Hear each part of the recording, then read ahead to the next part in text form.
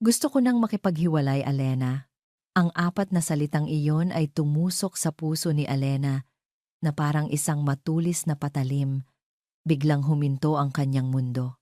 Ang himig ng malamyos na musika mula sa maliit na speaker sa sulok, ang amoy ng paborito niyang bango ng kandila, ang init na nagmumula sa mga niluto niyang pagkain lahat ay tila naglaho.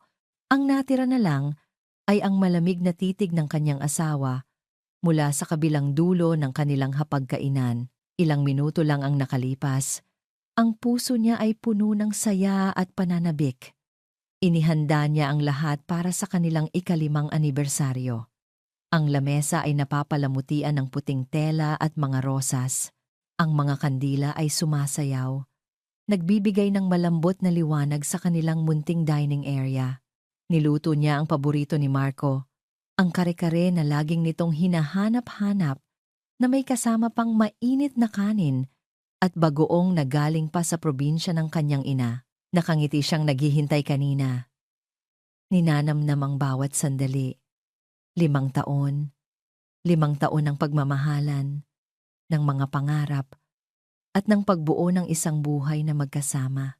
Hawak niya sa kanyang isipan ang imahe ng regalo na nakatago sa kanyang likuran, isang mamahaling relos na matagal nang pinapangarap ni Marco. Pinag-ipunan niya iyon ng ilang buwan. Tinitipid ang sarili para lang maibigay ang kaligayahang iyon sa lalaking pinakamamahal niya. Ngunit ngayon, ang lahat ng iyon ay parang isang panaginip na biglang binasag. Ano? Hirap na hirap niyang tanong. Ang kanyang boses ay tila nanggaling sa malayo, basag at mahina. Marco, hindi kita maintindihan. Nagbibiro ka lang, di ba? Anniversary natin ngayon. Umiling si Marco. At sa pag-iling na iyon, gumuho ang lahat ng pag-asa ni Alena. Wala na ang kislap sa mga mata nito na dati niyang minahal. Napalitan iyon ng isang blankong tingin. Isang tingin na parang nakatingin siya sa isang estranghero. Hindi ako. Nagbibiro. Alena. Pero, bakit? Naramdaman niya ang panginginig ng kanyang mga labi. May nagawa ba akong mali? Sabihin mo sa akin, aayusin ko. Marco, kaya nating ayusin to. Tumayo si Marco mula sa kanyang upuan. Hindi man lang niya ginalaw ang pagkaing inihanda ni Alena. Wala kang ginawang mali. Sabi nito, ang boses ay walang anumang emosyon. Ako ang may problema. Humakbang siya palapit kay Alena. At sa bawat hakbang niya, ay ang pag-urong ng puso nito sa takot. May iba na ako, Alena. Isang sampal.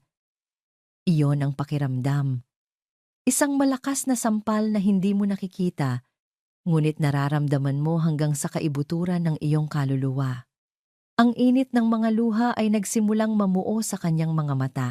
Pagod na ako. Ang huling mga salitang iyon, ang tuluyang pumatay sa kanya. Pagod na? Pagod na sa 5 taon nilang pagsasama? Pagod na sa pagmamahal na ibinuhos niya? Nanginginig ang kanyang mga kamay habang inaabot ang maliit na kahon na nasa likuran niya. Ang regalo. Ang simbolo ng pagmamahal niya. Para sa'yo sana to. Halos pabulong niyang sabi. Tiningnan lang ni Marco ang kahon. Pagkatapos ay ibinalik ang tingin sa kanya. Walang awa. Walang pagsisisi. Hindi ko na kailangan yan. Alena, sa pagbitaw niya ng mga salitang iyon, tila nawala ng lakas ang mga daliri ni Alena. Ang kahon ay nahulog mula sa kanyang kamay. Hindi ito gumawa ng malakas na ingay. Isang mahinang kalabog lamang sa makapal na carpet. Nakasinghina ng pagtibok ng kanyang nawasak na puso. Tumalikod na si Marco at nagsimulang maglakad palayo. Marco, sandali! Sigaw niya. Sinusubukang tumayo ngunit tila napako ang kanyang mga paa sa sahig.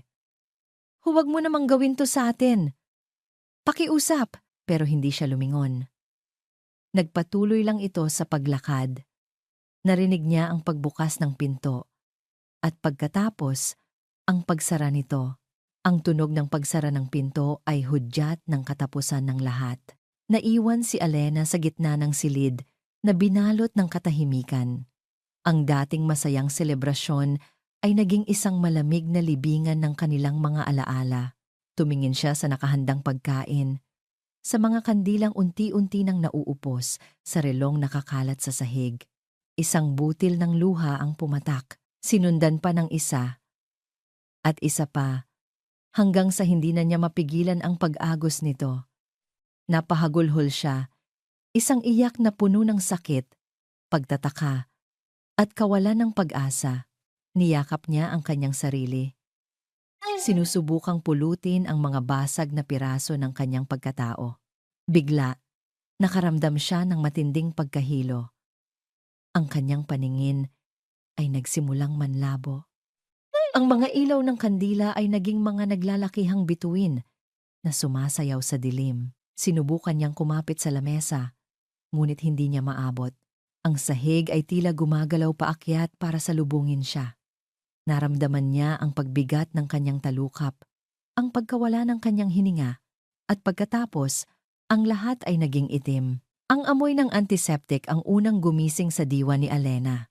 Sinundan iyon ng mahinang, ritmikong tunog ng isang makina sa kanyang tabi. Dahan-dahan niyang iminulat ang kanyang mga mata. Isang puting kisame ang sumalubong sa kanya. Puti, malamig, estranghero. Sinubukan niyang bumangon, ngunit naramdaman niya ang isang bahagyang kirot sa kanyang braso. Doon niya nakita ang isang IV tube na nakakonekta sa kanyang kamay. Nasaan ako?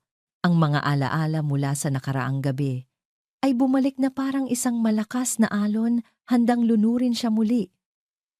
Ang mga salitang tumapos sa kanilang pagsasama. May iba na ako, Alena. Napapikit siya ng mariin. Ang sakit ay nandoon pa rin, sariwa at kumikirot. Isang pinto ang marahang bumukas at pumasok ang isang babaeng nakaputing uniforme. Isang nurse na may malumanay na ngiti. "Good morning, ma'am. Gising na po pala kayo." Bati nito. "Ako po si Nurse Rina. Kumusta po ang pakiramdam ninyo? Anong nangyari?" Tanong ni Alena. Ang boses ay paos. "Nawalan po kayo ng malay kagabi sa inyong bahay. Mabuti na lang po at may kapitbahay na nakarinig ng kalabog at tumawag ng tulong." Paliwanag ng nurse habang inaayos ang kanyang IV drip. "Pero huwag po kayong mag-alala. Stable na po ang lagay ninyo at darating na po si Dr. Santos para ipaliwanag ang lahat sa inyo." May kung anong kaba ang gumapang sa dibdib ni Alena sa sinabi ng nurse. Ilang sandali pa, pumasok ang isang may edad ng doktora na may mabait na mukha. "Good morning, Mrs. Villanueva. I'm Dr. Santos," pagpapakilala nito. Umupo ito sa isang silya sa tabi ng kanyang kama. "Kumusta ang iyong pakiramdam?" Tumango lang si Alena. "Nag-aalala ka ba sa resulta ng mga tests?" Tanong ng doktora. Muli, tumango lang si Alena. Hindi makapagsalita. Ngumiti si Dr. Santos. "Walang dapat ikabahala. Ang pagkahilo at pagkawala mo ng malay ay sanhi ng stress at fatigue. Normal iyan, lalo na sa kalagayan mo ngayon." "Kalagayan ko?" Naguguluhang tanong ni Alena.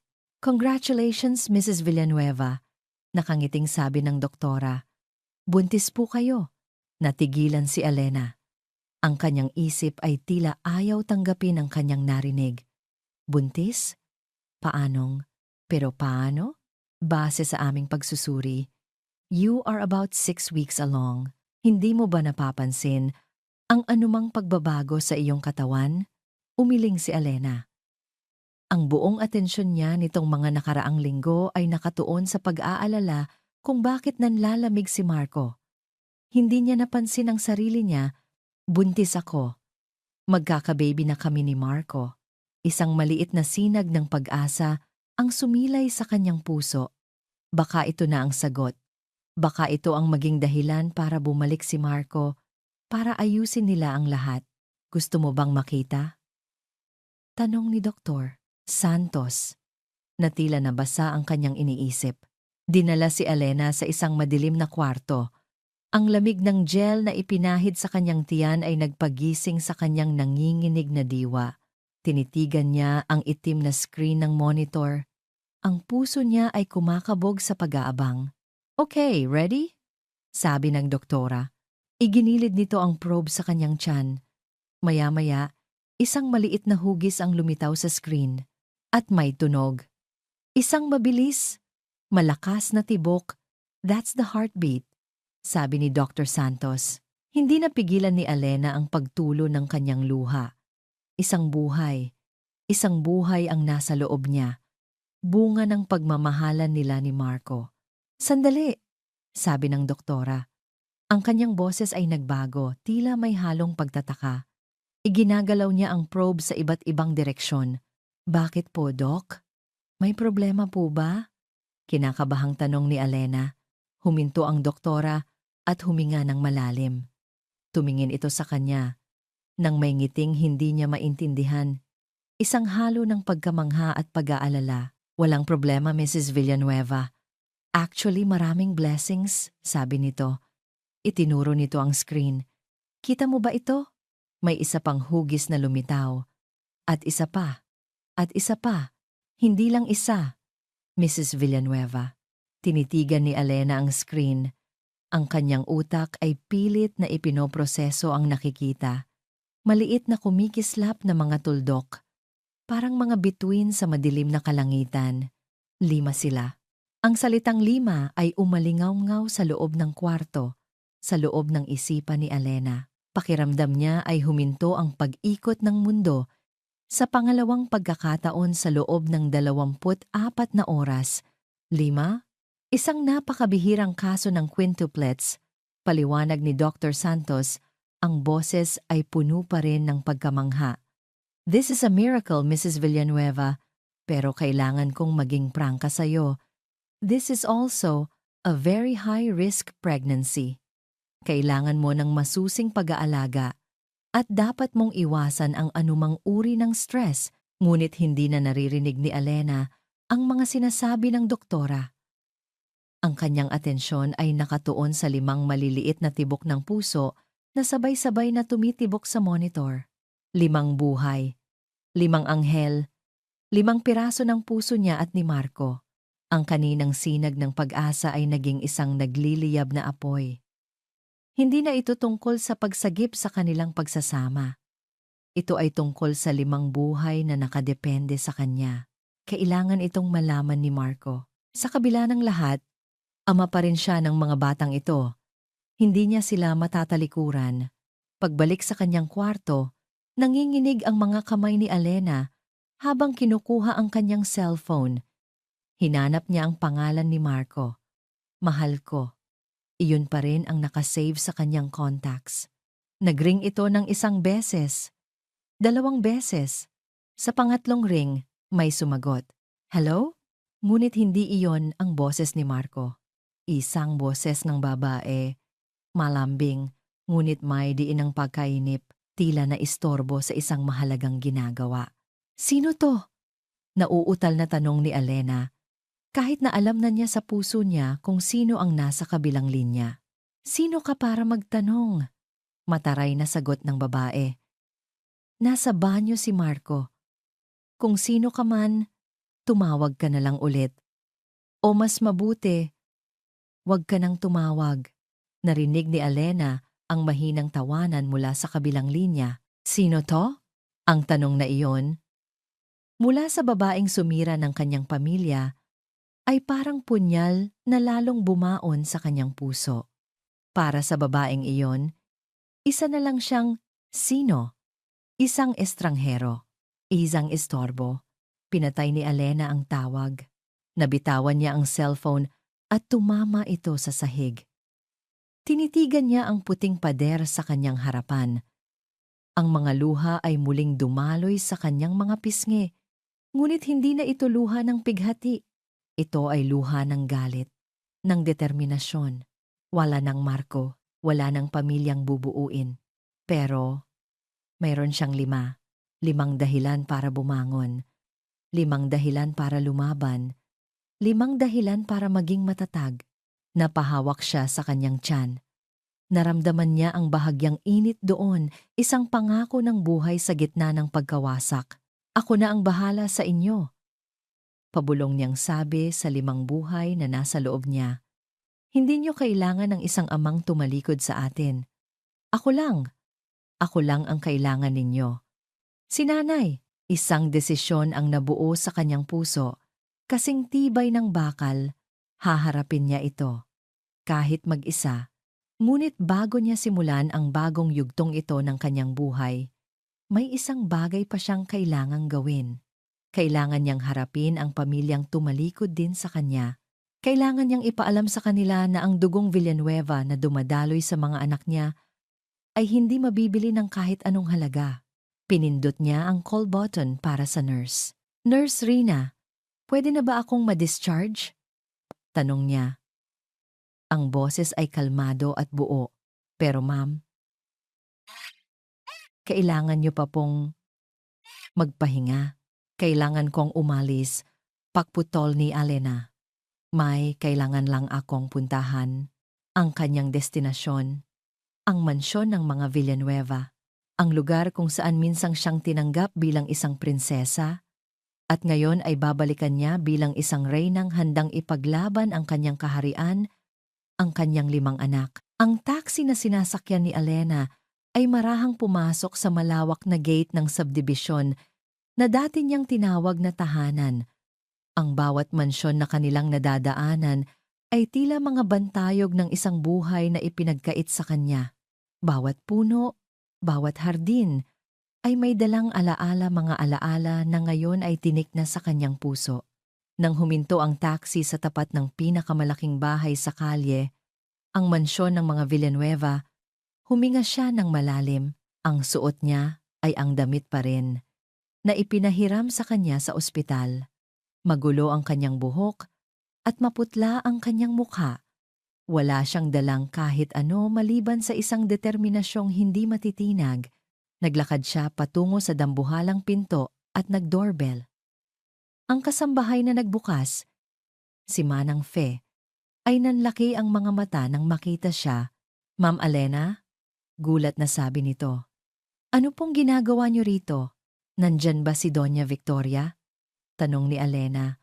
Ang boses ay matatag. Naku, ma'am, baka po. Nag-aalangang sabi ng kasambahay. Manang Fe, pakiusap. Kailangan ko siyang makausap. Walang nagawa ang matanda kundi papasukin siya.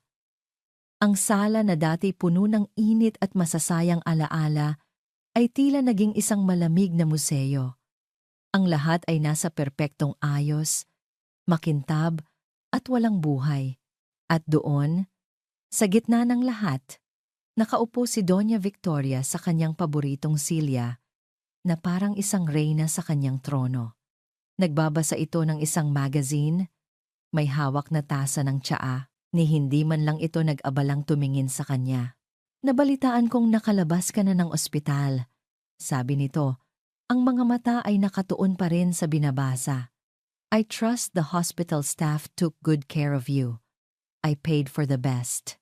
Hindi ko kailangan ng pera ninyo. Sagot ni Alena. Doon na ibinaba ni Doña Victoria ang magazine. Tinitigan siya nito mula ulo hanggang paa. Isang tingin na puno ng paghamak. Kung ganoon, ano ang ginagawa mo rito, Alena? Para magmakaawa? Para sabihing babalik na si Marco sa'yo? Huwag kang maging katawa-tawa. Hindi po ako naparito para sa anak ninyo. Mariing sabi ni Alena. Naparito ako para sa mga apo ninyo. Isang sarkastikong tawa ang kumawala sa mga labi ni Doña Victoria. Mga apo? You mean that? Mistake? Huwag mong itali ang anak ko sa isang pagkakamali, Alena. Marco is destined for greater things. Hindi siya para sa isang tulad mo, pagkakamali. Dito na nagsimulang mag-init ang dugo ni Alena. 5 buhay ang nasa sinapupunan ko. Dugo at laman ng anak ninyo. Paano ninyo nagagawang tawagin silang pagkakamali? Tumayo si Doña Victoria at kumuha ng isang sobre mula sa ibabaw ng maliit na mesa. Inihagis niya ito sa coffee table sa pagitan nila. Tumigil ka sa drama mo. Malamig na sabi nito. Narito, Isang tseke, 10 million pesos. Sapat na siguro yan para palakihin mo ang mga yan at para mawala ka na sa buhay namin ng tuluyan. Isipin mo na lang bayad yan para sa 5 taon ng serbisyo mo sa anak ko. Tinitigan ni Alena ang sobre. 10 million pesos. Ang halaga ng kanyang pagmamahal, ang halaga ng kanyang mga anak. Dahan-dahan siyang lumapit sa mesa. Kinuha niya ang sobre, binuksan ito at tiningnan ang tseke. Ang mga numero ay tila nangungutya sa kanya. Pagkatapos, sa harap mismo ng nagtatakang mga mata ni Doña Victoria, pinunit niya ang tseke sa gitna. At muli, hanggang sa maging maliliit na piraso na lang ito. Ibinagsak niya ang mga piraso ng papel sa makintab na sahig. Hindi mabibili ang mga anak ko, sabi niya.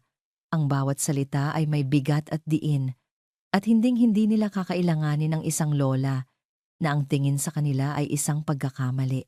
Mula sa araw na ito, wala na kayong apo, at wala na rin kayong manugang. Tumalikod si Alena at naglakad palabas. Hindi na siya lumingon pa sa pagsara ng dambuhalang pinto sa kanyang likuran. Isinara na rin niya ang pinto sa kanyang nakaraan. 5 taon. 5 taon ang lumipas na parang isang kisap mata at isang walang hanggan. Ang mga araw ay naging linggo. Ang mga linggo ay naging buwan. At ang mga buwan ay naging taon. Ang unang taon ay isang malaking dagok. Isinilang ni Alena ang 5 malulusog ngunit maliliit na sanggol sina Lian, Miguel, Sofia, Leo, at Gabriela. Ang kanyang maliit na inuupahang apartment ay napuno ng tunog ng iyak, ng amoy ng gatas, at ng walang katapusang pagpapalit ng diaper. May mga gabing hindi siya natutulog. Tumatakbo mula sa isang kuna papunta sa isa pa. Ang katawan ay pagod na pagod, ngunit ang puso ay puno. Para mabuhay, tinanggap niya ang lahat ng trabaho. Nag-online selling siya sa umaga, nag-transcribe ng mga audio sa gabi, at tumanggap ng paglalabada tuwing weekend. Ang kanyang mga kamay na dati malambot ay naging magaspang. Ang kanyang mga mata ay nagkaroon ng permanenteng pangingitim sa ilalim. Ngunit sa gitna ng lahat ng hirap, mayroong mga sandali ng purong kaligayahan. Ang unang ngiti ni Sofia, ang unang tawa ni Leo, ang unang hakbang ni Miguel, ang pagyakap ng maliliit na braso ni Lian at Gabriela sa kanyang leeg. Ang mga iyon ang kanyang gasolina. Ang mga iyon ang nagbibigay sa kanya ng lakas para bumangon sa bawat umaga. Sa kanyang mga pagpupuyat, habang kausap ang ibang mga single mothers online, isang ideya ang nabuo sa kanyang isipan. Isang komunidad, isang lugar kung saan ang mga babaeng tulad niya ay maaaring humingi ng tulong, magbahagi ng karanasan, at magbigay ng lakas sa isa't isa. Isinangla niya ang natitira niyang alahas at ginamit ang pera para simulan ang isang maliit na foundation. Tinawag niya itong mga ugat ng katatagan. Sa una, ito ay isang maliit na Facebook page lamang, ngunit ang kanyang kwento, ang kanyang katatagan, ay nakaantig sa puso ng marami.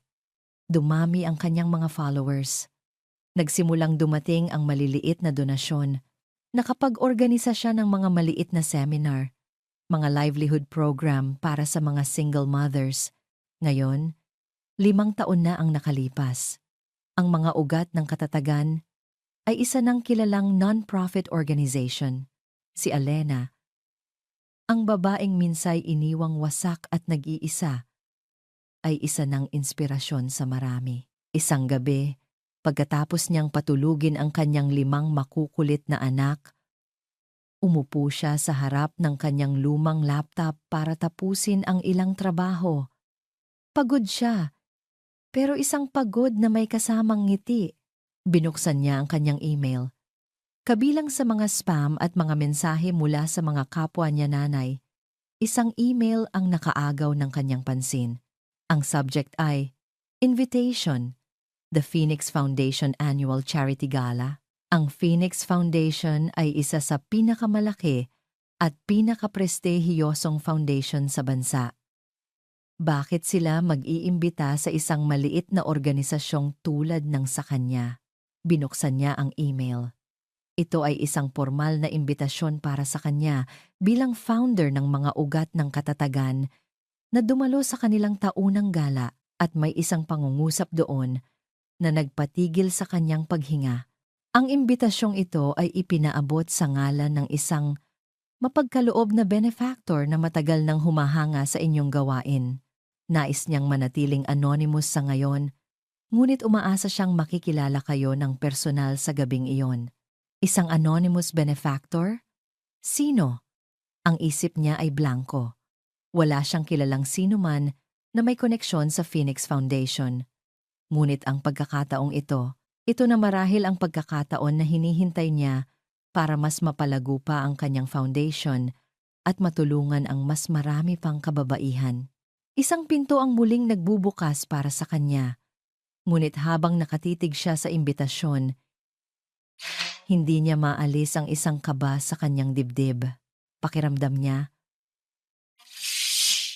ang pinto na ito ay hindi lang patungo sa isang bagong oportunidad, kundi pabalik sa isang mundong matagal na niyang tinalikuran. Suot ang isang simpleng dark blue evening gown na nabili niya sa isang ukay-ukay at ipinaayos sa isang lokal na mananahi.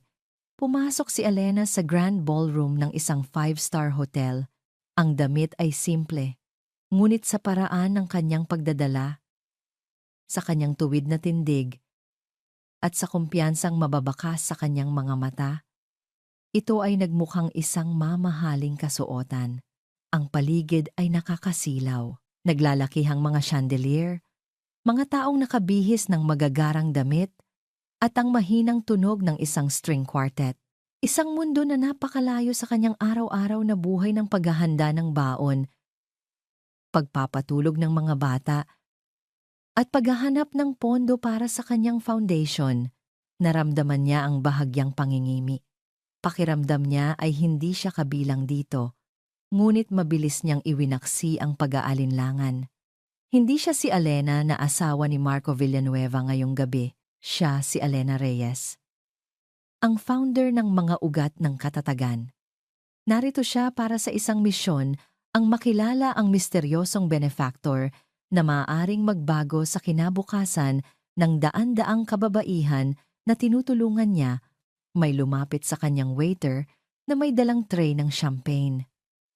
Kumuha siya ng isang baso, hindi para uminom, kundi para may hawakan habang maingat niyang pinagmamasdan ng mga tao sa paligid. Hinahanap niya ang isang mukha, isang senyales, kung sino ang taong nag-imbita sa kanya habang umiikot ang kanyang paningin. Isang pamilyar na figura ang nahagip ng kanyang mga mata sa kabilang dulo ng ballroom. Isang lalaking matangkad, nakasuot ng isang perpektong itim na suit. Ang kanyang puso ay biglang tumigil sa pagtibok. 5 taon. 5 taon niyang sinubukang ibaon sa limot ang mukhang iyon. Ngunit paano mo malilimutan ang taong minsan mong pinangarap na makasama habang buhay? Si Marco. Marco, darling, can you please take a picture of me? The lighting here is perfect. Sabi ni Isabel, iniabot sa kanya ang cellphone nito. Kinuha ni Marco ang telepono at walang ganang itinutok sa kanya. Okay. Smile. Nagpout si Isabel, inayos ang kanyang buhok, at ngumiti. Click, click, click. Is it good? Let me see, sabi nito, sabik na kinuha ang cellphone. Ugh, I look bloated. Take another one. Napabuntong hininga si Marco. Ito ang buhay niya, sa loob ng 5 taon. Mga party, mga peking ngiti, at walang katapusang pagkuha ng litrato para sa social media ni Isabel. Ang kinang at kasabikan na minsan niyang hinabol ay matagal nang naglaho na palitan ng isang nakakabinging kahungkagan. Marco, are you even listening? Reklamo ni Isabel. Sorry, ano ulit yon? I said. Can you get me another drink? And make sure it's the imported champagne, not the local one. Tumango na lang si Marco at nagsimulang maglakad papunta sa bar, isang pagkakataon para makatakas kahit ilang sandali lang. Habang naglalakad, walang gana niyang pinagmasdan ang mga tao. Pare-parehong mga mukha, pare-parehong mga pekeng pag-uusap. At doon, sa gitna ng dagat ng mga estranghero, nakita niya siya, isang babae sa isang simpleng asul na bestida. Nakatayo mag-isa, hawak ang isang baso ng champagne. Ngunit ang kanyang mga mata ay tila may hinahanap. May kakaiba sa kanya, isang aura ng katahimikan at lakas. At habang tinititigan niya ito, unti-unting nagiging pamilyar ang kanyang mukha, ang hugis ng kanyang mga labi, ang paraan ng pagtayo, ang kurba ng kanyang leeg. Hindi maaari, si Alena. Ngunit hindi ito ang Alena na iniwan niya. Ang Alena na kilala niya ay laging nakasunod sa kanya, ang mundo nito ay umiikot sa kanya. Ang babaeng nasa harap niya ngayon ay iba. May sarili siyang liwanag. Mas lalo siyang gumanda. Isang ganda na hindi lang sa panlabas kundi nagmumula sa loob. Isang gandang hinulma ng panahon at ng mga pagsubok. At sa sandaling iyon, isang matinding pagsisisi ang bumalot sa puso ni Marco. Isang pagsisisi na kasing lamig ng yelo at kasing bigat ng tingga. Tiningnan niya si Isabel na abala pa rin sa kanyang cellphone. At pagkatapos ay ibinalik niya ang tingin kay Alena. Ano ang nagawa ko? Ang kanilang mga mata ay nagtagpo. Para kay Alena, ang pagtatagpong iyon ay isang pagsabog. Ang lahat ng pader na itinayo niya sa paligid ng kanyang puso sa loob ng 5 taon ay tila nayanig. Naramdaman niya ang pagbalik ng lahat ng sakit, ng lahat ng alaala. Para kay Marco, iyon ay isang paggising. Ang titig ni Alena ay hindi titig ng isang babaeng nagmamakaawa. Iyon ay titig ng isang estranghero, malamig, malayo, at tila tumatagos sa kanyang kaluluwa. Hindi niya napigilan ang kanyang sarili. Ang kanyang mga paa ay kusa ng humakbang palapit dito. Nang makita ni Alena na papalapit si Marco, humigpit ang hawak niya sa kanyang baso. Humanda siya. Alena? Halos pabulong na sabi ni Marco nang makalapit siya. Ang boses niya ay puno ng pag-aalinlangan na para bang hindi siya makapaniwala sa kanyang nakikita. Ngumiti si Alena, isang ngiting hindi umabot sa kanyang mga mata. Good evening, Mr. Villanueva. Mr. Villanueva. Ang formalidad ay parang isang sampal kay Marco. Anong ginagawa mo rito? Tanong niya. Ang isip ay gulong-gulo. I was invited. Simpleng sagot ni Alena. Ikaw? My company is one of the sponsors. Hindi niya masabi ang totoong dahilan na kinaladkad lang siya ni Isabel dito. You look different. 5 years can do that to a person. Sagot ni Alena. Ang boses ay may bahagyang pahiwatig ng pait. Nagkaroon ng isang mahabang katahimikan sa pagitan nila. Napakaraming gustong sabihin, ngunit walang salitang lumalabas. Marco? Darling? Who's this? Isang matamis ngunit mapanuring boses ang pumutol sa kanilang katahimikan. Si Isabel. Kumapit ito sa braso ni Marco na parang isang linta. Tiningnan nito si Alena mula ulo hanggang paa na may halong pagdududa. Napatingin si Marco kay Alena, pagkatapos ay kay Isabel. Hindi niya alam ang sasabihin, ngunit inunahan na siya ni Alena. Ngumiti siya ng bahagya kay Isabel. Alena Reyes, it's a pleasure to meet you. Hindi niya inalok ang kanyang kamay. Tinaasan lang siya ng kilay ni Isabel. Oh, okay. Binalingan nito si Marco. Darling, let's go. I want you to meet Senator's son. Baka makatulong sa business mo. Hinila ni Isabel si Marco palayo. Ngunit bago sila tuluyang umalis, lumingon ito at binigyan si Alena ng isang tingin na puno ng pagbabanta at pagtatagumpay. Hindi pinansin ni Alena ang tingin na iyon. Nang mawala na sila sa paningin niya, doon lang niya naramdaman ang panginginig ng kanyang mga kamay. Ibinaba niya ang baso ng champagne sa isang dumaang waiter. Ang hangin sa loob ng ballroom ay biglang naging mabigat. Kailangan niyang makaalis doon. Habang nagmamaneho si Marco pauwi, ang isip niya ay lumilipad. Ang pag-uusap nila ni Isabel sa kotse ay pumapasok sa isang tenga at lumalabas sa kabila. And she was so rude. Hindi man lang nakipagkamay. Sino ba yon? Is she a social climber? Ang imahe ni Alena ang paulit-ulit na bumabalik sa kanyang isipan. Ang lakas sa kanyang mga mata. Ang lamig sa kanyang boses. Dahil sa pag-iisip, naligaw siya ng daan. Napadaan siya sa isang kalyeng hindi niya madalas puntahan. Isang simpleng residential area na may isang maliit na parke sa gitna. At sa parkeng iyon, sa ilalim ng ilaw ng poste, may isang pamilyar na figura. Pinabagal ni Marco ang takbo ng sasakyan. Si Alena, nakatayo ito sa gilid ng isang swing. Marahang itinutulak ang isang maliit na batang babae. May isa pang batang lalaki na nagpapadula sa slide. At may isa pa.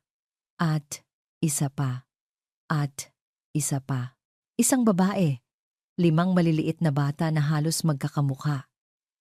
Lahat sila ay tumatawa. Naghahabulan sa ilalim ng gabi. Biglang inapakan ni Marco ang preno. Ang tunog ng gulong na kumaskas sa aspalto ay umalingaw-ngaw sa tahimik na kalye. Marco, ano ba? Are you crazy? Sigaw ni Isabel, ngunit hindi niya ito narinig. Ang kanyang mga mata ay nakapako sa eksena sa parke. 5 bata. 5 taon. Ang mga numero ay umikot sa kanyang isipan na parang isang sirang plaka. Nanginginig ang kanyang mga kamay sa manibela. Ang katotohanan, isang katotohanang hindi niya kailanman inisip na posible ay nagsimulang mabuo sa kanyang isipan. Isang napakasakit at nakakawasak na katotohanan. Ang biyahe pauwi ay isang malabong panaginip. Ang boses ni Isabel ay parang isang sirang radyo sa kanyang tabi, paulit-ulit na nagrereklamo, ngunit wala siyang maintindihan ni isang salita. At talagang nakakahiya. Bigla ka na lang hihinto sa gitna ng daan. What if someone hit us? At sino ba yung babaeng yon? At ang dami niyang anak. Parang pusa lang kung manganak, ew. Ang isip ni Marco ay nasa parke pa rin. 5 bata, 5 pamilyar na pares ng mga mata, 5 taon. Ang mga numero ay paulit-ulit na umiikot sa kanyang utak.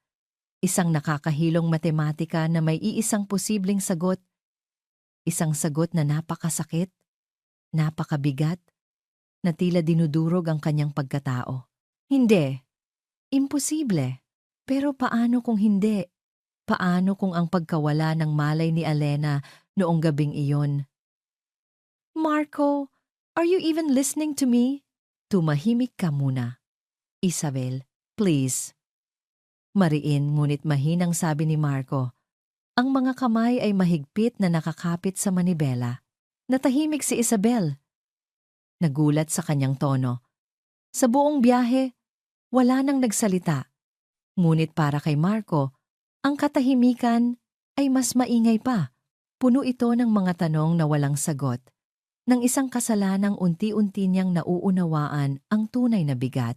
Kinabukasan, hindi siya pumasok sa opisina. Ang unang ginawa niya ay tawagan ang isang pribadong investigador na dati nang tinulungan ang kanyang kumpanya. Sir, ano po ang maipaglilingkod ko? Tanong ng lalaki.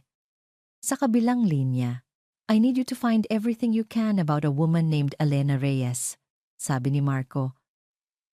May particular po ba kayong impormasyon na hinahanap, sir? Nag-atubili si Marco. I need to know kung kailan siya nanganak at kung sino ang hindi niya matuloy ang salita. Kung sino ang mga anak niya. Pagkatapos ng tawag, hindi siya mapakali. Ang paghihintay ay isang uri ng tortura. Kailangan niyang gumawa ng sarili niyang paghahanap. Pumunta siya sa lumang bahay ng kanyang mga magulang, sa isang storage room na puno ng mga lumang gamit at kahon. Dito niya itinatago ang mga bagay na hindi na niya kailangan, mga bagay na gusto na niyang kalimutan. Nagsimula siyang maghalungkat. Hinahanap niya ang mga lumang bank statement, mga papeles mula 5 taon na ang nakalipas. Sa gitna ng alikabok at mga alaala, isang bagay ang pumukaw sa kanyang atensyon. Isang lumang folder na may label na household expenses. Binuklat niya ito. At doon, sa ilalim ng mga resibo ng kuryente at tubig, nakita niya ito. Isang kopya ng isang bank transfer mula sa personal account ni Doña Victoria Villanueva papunta sa account ni Isabel Diaz. Ang halaga, 2 million pesos. Ang petsa, 2 linggo bago niya unang makilala si Isabel sa isang art gallery. Ang kanyang dugo ay tila nagyelo sa kanyang mga ugat. Tinitigan niya ang papel, binabasa ng paulit-ulit. Umaasang nagkakamali lang siya ng basa. Ngunit malinaw na malinaw ang mga pangalan at ang petsa, isang lason. Isang lason na dahan-dahang gumapang sa kanyang sistema sa loob ng 5 taon. At ngayon lang niya naramdaman ang tunay na epekto nito. Kasabay ng pagtunog ng kanyang cellphone, ang imbestigador, Sir Marco, sabi nito, may impormasyon na po ako. Si Miss Elena Reyes po ay nanganak sa isang public hospital halos 9 buwan matapos ang inyong paghihiwalay. Quintuplets po, sir. 3 babae, 2 lalaki. Bagsak ang mga balikat ni Marco. Ang hangin ay tila naubos sa kanyang baga. Ang katotohanan ay isang malakas na suntok sa kanyang sikmura. Hawak ang folder, sumakay siya sa kanyang kotse at nagmaneho na parang baliw papunta sa mansyon ng Villanueva. Wala na siyang pakialam sa traffic. Sa mga busina ng ibang sasakyan, iisa lang ang nasa isip niya. Pagdating niya, hindi na siya kumatok. Dire-diretso siyang pumasok.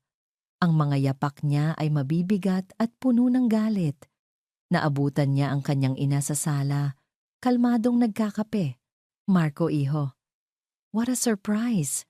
Sabi nito, ngumiti na parang walang nangyari. Hindi nagsalita si Marco. Inilapag niya ng malakas ang folder sa ibabaw ng mamahaling coffee table. Ang tunog ay umalingaw-ngaw sa tahimik na sala. Ma, anong ibig sabihin nito? Tanong niya. Ang boses ay nanginginig sa pinipigilang galit. Tiningnan ni Doña Victoria ang mga papel ng walang anumang pagbabago sa ekspresyon.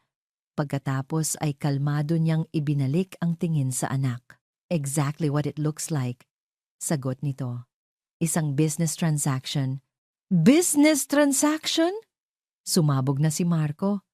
Binayaran ninyo si Isabel para sirain ang pagsasama namin ni Elena. Bakit, ma? Bakit ninyo ginawa to sa akin? Dahil kailangan, Marco? Tumaas na rin ang boses ng ina. Hindi siya nababagay sa pamilyang ito. Mulat sa pool. Alam kong isa siyang pagkakamali. Isang hadlang sa kinabukasan mo. Kailangan kitang iligtas mula sa kanya. Iligtas? Hindi ninyo ako iniligtas. Sinira ninyo ang buhay ko. Ang ugat sa kanyang leeg ay halos pumutok. Alam niyo ba, ma? May mga anak ako kay Elena. 5 anak na hindi ko man lang nakita sa loob ng 5 taon. 5 apo ninyo na tinuring ninyong pagkakamali. Ngunit walang pagsisisi sa mga mata ni Doña Victoria. Tanging lamig at katigasan. Ginawa ko lang ang nararapat para sa'yo. Ang mga salitang iyon ang tuluyang sumira sa kung anumang natitirang paggalang ni Marco para sa kanyang ina. Tinitigan niya ito, isang babaeng estranghero na puno ng lason. Hindi. Umiling si Marco. Ang mga luha ay nagsimula ng mamuo sa kanyang mga mata. Ginawa ninyo to para sa sarili ninyo. Tumalikod siya, wala nang dapat pang pag-usapan. Marco, saan ka pupunta? Bumalik ka rito. Sigaw ng kanyang ina, ngunit hindi siya nakinig. Naglakad siya palabas, palayo sa kasinungalingan, palayo sa lason. Sa paglabas niya ng pinto, kasabay noon ang pagbuhos ng malakas na ulan, na tila nakikidalamhati sa kanyang nawasak na mundo. Sumakay siya sa kanyang kotse, basang-basa ng ulan at ng sarili niyang mga luha. May isang lugar lang siyang kailangang puntahan. Isang tao lang ang kailangan niyang makausap. Nanginginig niyang sinimulang imaneho ang sasakyan sa gitna ng bumubuhos na ulan. Tinatahak ang daan patungo sa maliit na parke, kung saan nagsimula ang lahat, patungo sa bahay ni Alena. Tapos na niyang i-check ang 5 niyang anak. Ang bawat isa ay mahimbing na natutulog. Ang kanilang mga dibdib ay marahang tumataas baba.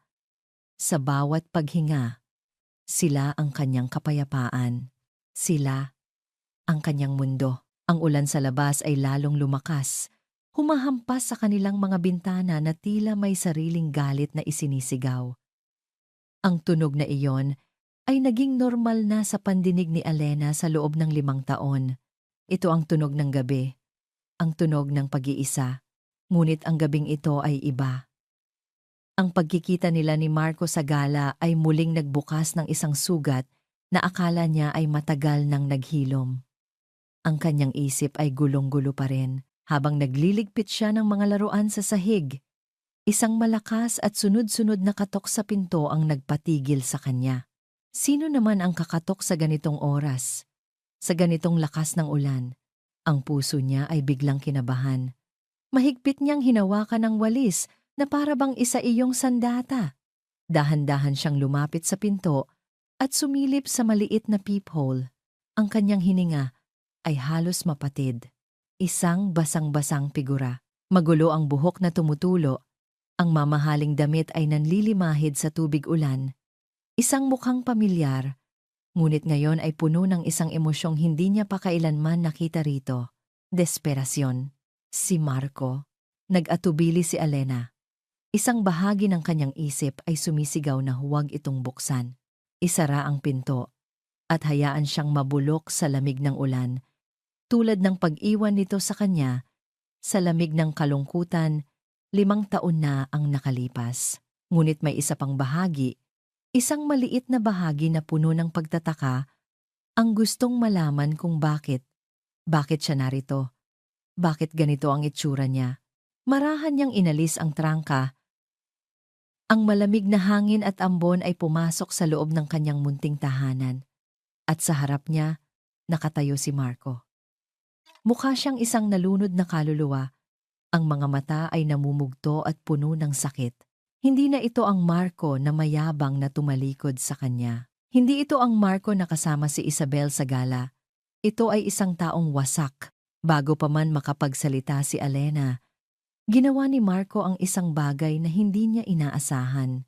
Lumuhod ito sa marumi at basang sahig sa labas ng kanyang pinto. Sa gitna ng malakas na ulan, lumuhod ang isang Marco Villanueva. Alena. Ang nagsimula ito, ang boses ay basag at nanginginig. Patawarin mo ako. Tinitigan lang siya ni Alena. Ang kanyang puso ay naghahalo-halo galit, pagtataka, at isang kurot ng awa na pilit niyang nilalabanan. Tumayo ka dyan, Marco. Nag-iingay ka. At baka magising ang mga bata. Sabi niya. Ang boses ay malamig at walang emosyon. Umiling si Marco, na natiling nakaluhod. Hindi ako aalis dito hanggat hindi mo ako pinapakinggan. Pakiusap, Alena. 5 minuto lang. Huminga ng malalim si Alena. Tumingin siya sa kaliwat kanan ng pasilyo. Nag-aalalang baka may makakita sa kanila. Pumasok ka, dalyan mo. Pumasok si Marco. Nagiiwan ng mga basang bakas sa sahig na kapupunas lang ni Alena. Isinara niya ang pinto na tila isinasara ang buong mundo sa labas. Ngayon, silang dalawa na lang. Nakatayo lang sila roon, ilang talampakan ang pagitan, ngunit parang isang karagatan ang naghihiwalay sa kanila. Anong kailangan mo? Tanong ni Alena. Hindi pa rin inaalis ang lamig sa kanyang boses. Doon na nagsimulang tumulo ang mga luha sa mga mata ni Marco, humahalo sa tubig ulan sa kanyang mukha. Kinuha niya mula sa kanyang bulsa ang isang basang-basang folder at iniabot ito kay Alena. "Alena, niloko tayong lahat," sabi nito. Ang boses ay puno ng pait. Ang lahat ng nangyari 5 taon na ang nakalipas.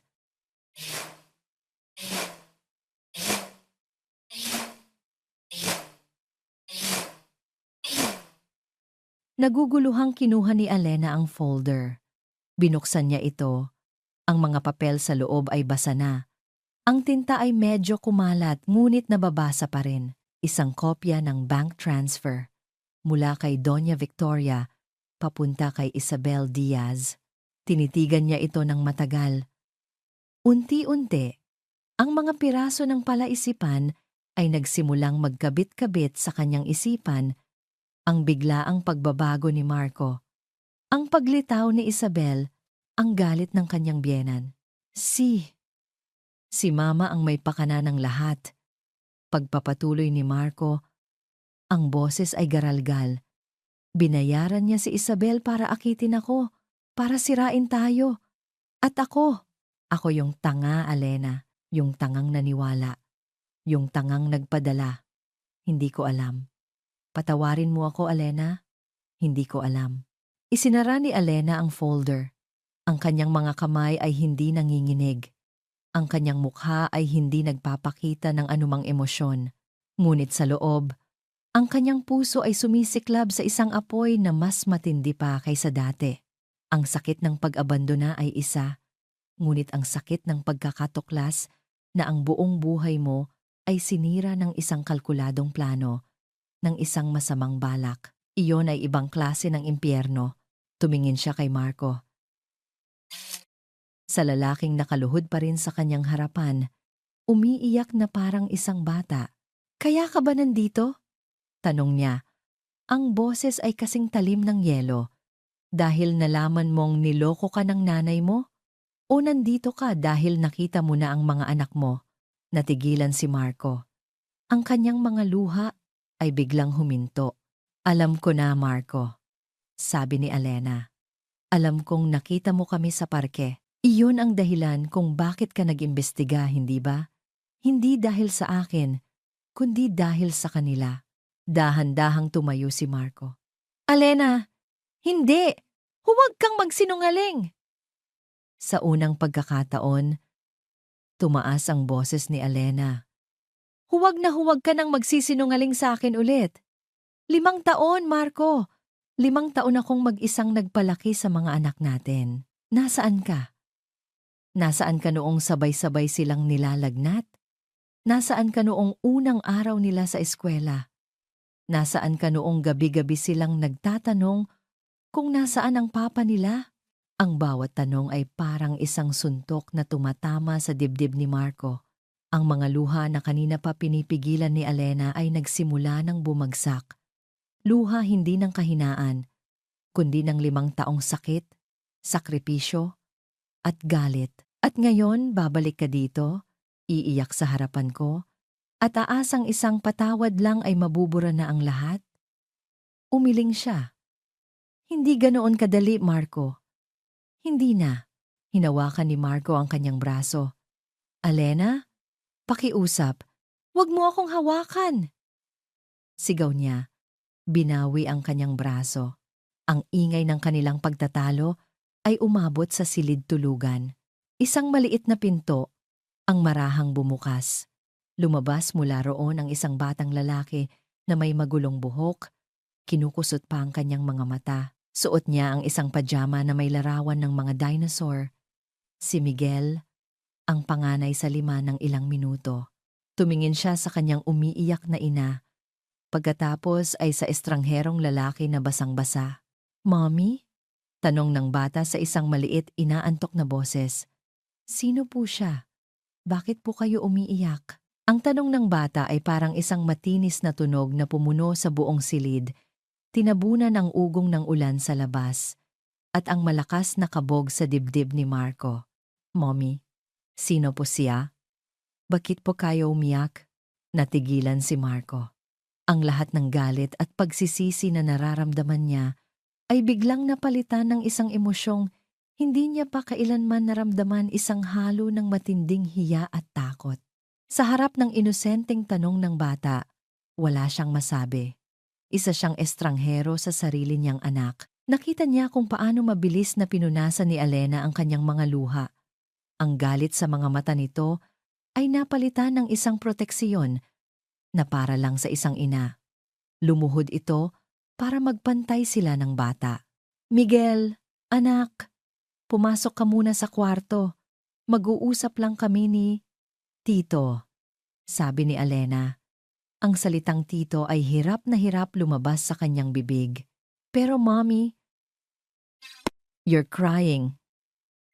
Pagpupumilit ng bata, ang mga mata ay puno ng pag-aalala. Sa ingay, bumukas ang isa pang pinto. Dalawang magkamukhang batang babae, sina Sofia at Gabriela, ang sumilip yakap-yakap ang kani-kanilang unan. Sumunod ang dalawa pa, sina Leo at Lian. Bigla, ang maliit na sala ay napuno. 5 maliliit na tao na may iisang mukha ang mukha niya at ni Alena. Tinitigan nila si Marco nang may halong pagtataka, para siyang isang kakaibang hayop na naligaw sa kanilang tahanan. Napalunok si Marco. Ang hangin ay tila ninakaw mula sa kanyang baga. Ito na sila, ang 5 himala na ipinagkait niya sa kanyang sarili. Ang 5 kasalanan na ngayon ay may mga mata at boses. Nakita ni Marco ang pagod sa mga mata ni Alena habang tinitingnan nito ang 5 niyang anak. Huminga ito ng malalim. Isang desisyon ang nabubuo sa kanyang isipan. Isang desisyon na alam ni Marco na hindi para sa kanya, kundi para sa mga bata. Mga anak, halika kayo rito, mahinahong sabi ni Alena. Nag-aalangang lumapit ang mga bata. Nagtago sa likod ng kanilang ina. Ngunit ang kanilang mga mata ay nanatiling nakatutok kay Marco. Gusto ko siyang ipakilala sa inyo, pagpapatuloy ni Alena. Ang boses ay nanginginig ng bahagya. Siya ang papa ninyo. Katahimikan. Ang salitang papa ay nanatiling nakalutang sa hangin. Tinitigan ng mga bata si Marco, pagkatapos ay ang kanilang ina, na para bang sinusubukang intindihin ang isang salitang banyaga. Si Marco, sa kabilang banda, ay pakiramdam niya sa sabog ang kanyang puso. Ang salitang iyon, mula sa bibig ni Alena, ay isang bagay na akala niya ay hindi na niya maririnig kailanman. Si Leo, ang pinakamakulit sa 5, ang unang bumasag sa katahimikan. Papa? Sabi niyo po? Nasa star si Papa. Napayuko si Alena. Anak, iyon ang sabi ko para hindi kayo malungkot. Pero heto na siya. Buhay siya. Naramdaman ni Marco ang isang matinding kirot sa kanyang dibdib.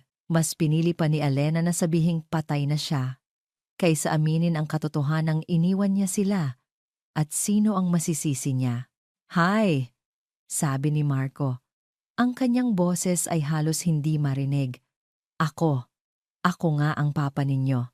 Naalala niya ang mga laruang binili niya kanina bago siya pumunta roon. Isang desperadong pagtatangka. Kinuha niya ang mga basang paper bag mula sa labas.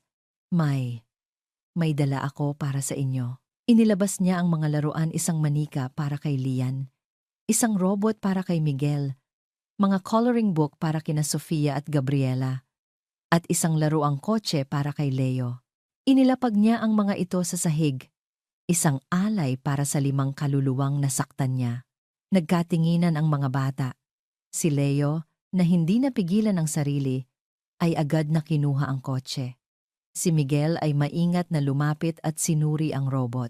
Ang mga babae naman ay nanatili sa likod ng kanilang ina. Nahihiya. Lumuhod si Marco para magpantay sila ng mga bata. Gusto niyang hawakan sila, yakapin, ngunit natatakot siya. Pakiramdam niya, ang kanyang mga kamay ay marumi. Hindi karapat-dapat na dumampi sa kanilang inosenteng balat. Si Sofia, ang pinakatahimik sa 5, ay dahan-dahang humakbang palapit. Hindi niya pinansin ang mga laruan. Sa halip, tinitigan niya ang mukha ni Marco. Pagkatapos, sa isang iglap, iniabot niya ang kanyang maliit na kamay at hinawakan ang daliri ni Marco. Ang init ng kanyang munting kamay ay parang isang kidlat na gumapang sa buong katawan ni Marco. Isang simpleng pagdampi. Ngunit para sa kanya, iyon ay isang koneksyon, ang unang tunay na koneksyon na naramdaman niya sa loob ng 5 taon. Hindi niya napigilan ang isang butil ng luha na pumatak mula sa kanyang mata. Okay, tama na yan, sabi ni Alena. Ang boses ay malumanay ngunit may diin ng pagtatapos. Gabi na. Kailangan niyo nang bumalik sa pagtulog. Pero mommy, reklamo ni Leo. Walang pero-pero. Halika na, sabi ni Alena. Isa-isa niyang ginabayan ang mga bata pabalik sa kanilang silid, dala-dala ang mga bagong laruan, naiwan si Marco na nakatayo sa gitna ng sala. Pagbalik ni Alena, hindi na siya nito tiningnan. Kailangan mo nang umalis, Marco. Alena, pakiusap. Umalis ka na. Pag-uulit niya.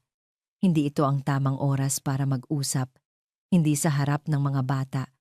At hindi habang ang sugat ay sariwa pa. Tumango si Marco. Alam niyang tama si Alena, naglakad siya papunta sa pinto.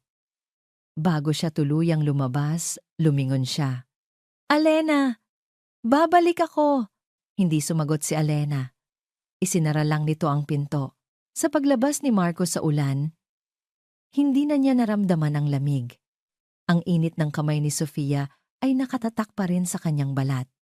Ang salitang papa ay umuulit-ulit pa rin sa kanyang isipan. Mayroon siyang pag-asa. Isang maliit, nanginginig na pag-asa. Sumakay siya sa kanyang kotse. Basang-basa pa rin. Ngunit ang bigat sa kanyang dibdib ay bahagyang nabawasan. Pinunasan niya ang kanyang mga luha at pinaandar ang makina. Susubukan niyang ayusin ito. Kahit anong mangyari, aayusin niya ito. Para sa kanila. Habang nasa daan, tumunog ang kanyang cellphone. Isang numerong hindi nakasave, ngunit alam niya kung kanino galing. Ang abogado ng pamilya Villanueva. Hello? Sagot niya, Mr. Villanueva. Good evening. Sabi ng abogado sa kabilang linya. Ang boses nito ay formal at apurado. I'm sorry for the late call, but I have to inform you immediately. Inform me about what? Your mother, Doña Victoria Villanueva, has just instructed my firm to file a petition first thing tomorrow morning. Petition? Anong petition? Kinakabahang tanong ni Marco. Huminga ng malalim ang abogado. She is filing for sole legal custody of your 5 children.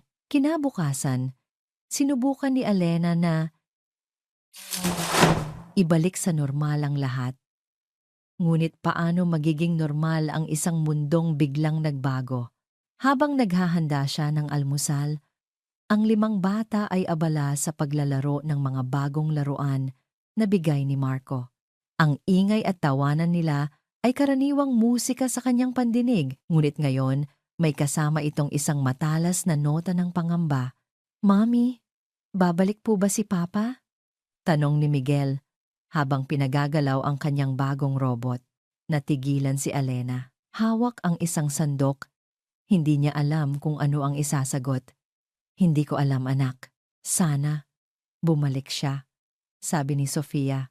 He's nice. Isang kirot ang gumuhit sa puso ni Alena.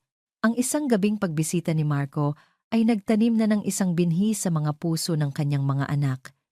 Isang binhi na hindi niya alam kung tutubo bilang isang magandang puno o isang nakalalasong damo. Tanghali na nang may kumatok ulit sa pinto. Hindi ito ang malakas na katok ni Marco, kundi isang formal, propesyonal na pagkatok. Pagbukas niya, isang lalaking nakasuot ng barong ang sumalubong sa kanya. May dala itong isang makapal na brown envelope. Are you Miss Alena Reyes? Tanong nito. Ako nga po. This is for you, ma'am. Iniabot nito ang sobre at isang clipboard para pirmahan niya. Habang pinipirmahan niya ang papel, naramdaman niya ang kakaibang bigat sa sobre. Pagkasara ng pinto, tinitigan niya ito. May nakatatak na selyo ng korte. Ang kanyang mga kamay ay nagsimulang manginig. Dahan-dahan niyang binuksan ang sobre. Ang mga salita sa loob ay puno ng legal na terminolohiya na hindi niya maintindihan, ngunit may mga pangalang tumatak sa kanyang isipan na parang nagbabagang bakal. Petitioner, Doña Victoria Villanueva. Respondent, Elena Reyes. Subject, Petition for Sole Custody. Binitawan niya ang mga papel na parabang napaso siya. Ang mga ito ay lumaglag at kumalat sa sahig, mga puting ahas na handang tuklawin siya. Sole custody. Kukunin niya ang mga anak ko. Ang katotohanang iyon ay isang malamig na kamay na humigpit sa kanyang lalamunan, pinipigilan siyang huminga. Agad siyang naghanap ng tulong. Sa tulong ng kanyang foundation, nakahanap siya ng isang batang abogada na nagbibigay ng pro bono services. Si Attorney Lenny. Sa maliit na opisina ng abogada, inilatag ni Elena ang mga dokumento. Maingat itong binasa ni Attorney Lenny. Ang kanyang noo ay pakunot ng pakunot sa bawat pahinang binubuklat. Elena, mabigat ito, sabi ni Attorney Lenny. Ang boses ay seryoso. Ang mga Villanueva, hindi sila nagbibiro. Pero anong basehan nila? Kasinungalingan lahat yan, giit ni Elena. Ito ang problema. Sabi ng abogada, itinuturo ang isang bahagi ng petisyon. Inaatake kanila sa dalawang larangan, pinansyal at moral. Pinansyal? Nagtatrabaho ako. Nabubuhay ko ang mga anak ko ng maayos. Alam ko, Elena. Pero ikukumpara nila ang kinikita mo sa kayamanan ng mga Villanueva. Sasabihin nilang hindi mo kayang ibigay ang pinakamagandang kinabukasan para sa 5 mong anak. Pribadong paaralan, mamahaling ospital, lahat ng luho. At gagamitin nila ang maliit mong apartment bilang ebidensya na hindi angkop ang tinitirhan ninyo. Napasabunot si Elena sa kanyang buhok. At ang moral, nagatubili siyati. Lenny. Dito sila marumi maglaro. Nakasaad dito na may mga testigo raw sila isang kapitbahay. Isang dating katrabaho na magpapatunay na napapabayaan mo raw ang mga bata dahil sa pagiging abala mo sa iyong foundation. Gagamitin nila ang passion mo para tulungan ang iba laban sa'yo. Sasabihin nilang, mas inuuna mo ang trabaho kaysa sa sarili mong mga anak. Hindi totoo yan. Mahal na mahal ko ang mga anak ko. Sila ang buhay ko. Alam ko, Elena. Pero sa korte, ang ebidensya at pera ang nag-uusap. At sa kasong ito, nasa kanila ang lahat ng iyon. Ang pakiramdam na iyon. Ang pakiramdam ng kawalan ng kapangyarihan. Ito ang parehong pakiramdam na naramdaman niya 5 taon na ang nakalipas sa mansyon ng mga Villanueva. Ang pakiramdam na isa ka lang langgam na anumang oras ay maaaring tapakan ng mga elepante. Ang mundo ni Elena ay gumuho sa pangalawang pagkakataon, ngunit mas masakit ito ngayon. Dati, ang puso lang niya ang winasak. Ngayon, ang kaluluwa niya ang kinukuha. Ang 5 piraso ng kanyang kaluluwa. Umuwi siyang tuliro. Pagpasok niya sa bahay, sinalubong siya ng 5 naglalambing na mga bata. Mommy, we missed you. Niyakap niya silang lahat ng mahigpit, na para bang anumang oras ay may aagaw sa kanila. Inamoy niya ang kanilang mga buhok, hinalikan ang kanilang mga noo. Ang takot na nararamdaman niya ay isang pisikal na sakit. Kinagabihan, habang mahimbing na natutulog ang mga bata, hindi siya mapakali. Paulit-ulit niyang tinitingnan ang petisyon. Bawat salita ay isang insulto. Bawat paratang ay isang patalim. An unfit and negligent mother, incapable of providing a stable environment for the best interest of the children. Ang kanyang pagod, ang kanyang mga sakripisyo, Ang kanyang walang katapusang pagmamahal lahat ay binaboy ng mga salitang nakasulat sa papel. Biglang tumunog ang kanyang cellphone. Si Attorney Lenny. "Alena," sabi ng abogada sa kabilang linya. Ang boses nito ay mabigat. Halatang may masamang balita. Kakafile lang ng kampo ng mga Villanueva ng kanilang listahan ng mga ebidensya, mga financial records, mga video ng mansyon nila, mga pekeng testimonya. Alena, napakalakas ng kaso nila. Humigpit ang hawak ni Alena sa cellphone. "Anong ibig mong sabihin, Lenny? Lalaban tayo, di ba? Nasa atin ang katotohanan." Isang buntong hininga ang narinig niya mula sa abogada. Isang tunog ng pagkatalo. "Alena, I have to be honest with you. Sa ganitong laban, kung saan pera at impluensya ang basehan, baka matalo tayo." Napakalamig sa loob ng korte. Hindi dahil sa aircon, kundi dahil sa katahimikang bumabalot sa buong silid, isang katahimikang mas maingay pa sa sigawan. Nakaupo si Alena sa tabi ng kanyang abogada. Ang kanyang mga kamay ay magkadaop sa ibabaw ng kanyang kandungan para pigilan ang panginginig. Sa kabilang panig, nakaupo si Doña Victoria. Diretso ang likod. Ang mukha ay isang maskara ng malamig na kumpiyansa, na para bang isa lang itong business meeting na kailangan niyang tapusin. Wala si Marco. Isang bahagi niya ang umasa na darating ito, ngunit isang mas malaking bahagi ang natakot sa kung kaninong panig ito papanig. Ang abogado ni Doña Victoria ay isang matanda at matalas na lalaki. Bawat salitang lumalabas sa bibig nito ay parang isang patalim na dahan-dahang tumutusok sa pagkatao ni Alena. "Miss Reyes," tanong ng abogado. Ang boses ay puno ng pekeng pakikiramay. "Totoo ba na sa isang maliit na 2-bedroom apartment lamang kayo nakatira? Kasama ang 5 ninyong anak?"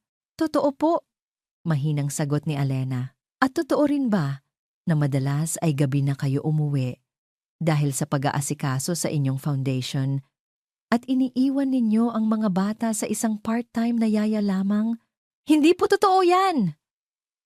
protesta ni Alena. "Lagi kong sinisigurong, sagutin niyo lang po ang tanong, Miss Reyes. Yes or no?" Tumingin si Alena kay Attorney Lenny na marahang tumango. "Yes, pero wala ng pero." Pagputol ng abogado. "At totoo rin ba na ang kinikita ninyo sa isang taon ay hindi man lang umabot sa kalahati ng ginagastos ni Doña Victoria para sa maintenance ng kanyang hardin sa loob ng isang buwan?" Ang bawat tanong ay isang sampal. Ang bawat sagot ay isang pako na ibinabaon sa kanyang kabaong. Pinipinta siya nito bilang isang pabayang ina na walang kakayahang pinansyal, isang imaheng napakalayo sa katotohanan. Ngunit sa mata ng batas na binubulag ng pera, ito ang nagiging totoo. Naramdaman ni Alena ang pag-urong ng kanyang pag-asa. Ang mga salita ng kanyang abogada ay umalingamngaw sa kanyang isipan. Baka matalo tayo. Napapikit siya. Niyakap sa isipan ang mukha ng kanyang 5 anak. "Lalaban ako," sabi niya sa sarili. Kahit anong mangyari. Nang biglang bumukas, nang malakas ang pinto sa likuran ng korte. Ang lahat ay napalingon. Ang atensyon ng lahat ay napunta sa babaeng nakatayo roon.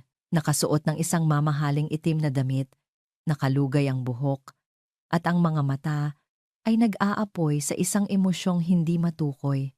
Natigilan si Alena. Si Isabel. Anong ginagawa niya rito? Nakita niya ang pagkagulat at unti-unting pagkasuklam sa mukha ni Doña Victoria. "Your Honor," sabi ni Atty. Lenny, mabilis na tumayo. "The defense calls a surprise witness, Miss Isabel Diaz." Nagkagulo ang korte. Ang abogado ni Doña Victoria ay malakas na tumutol, ngunit pinatahimik sila ng hukom. "Proceed," sabi ng hukom. Ang interes ay halata sa kanyang mukha. Naupo si Isabel sa witness stand. Kalmado, mapanganib.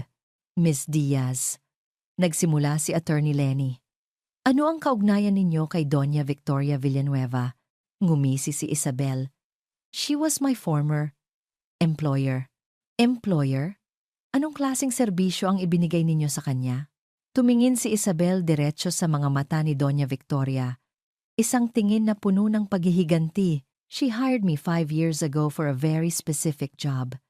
Sabi ni Isabel, ang boses ay malinaw at matatag.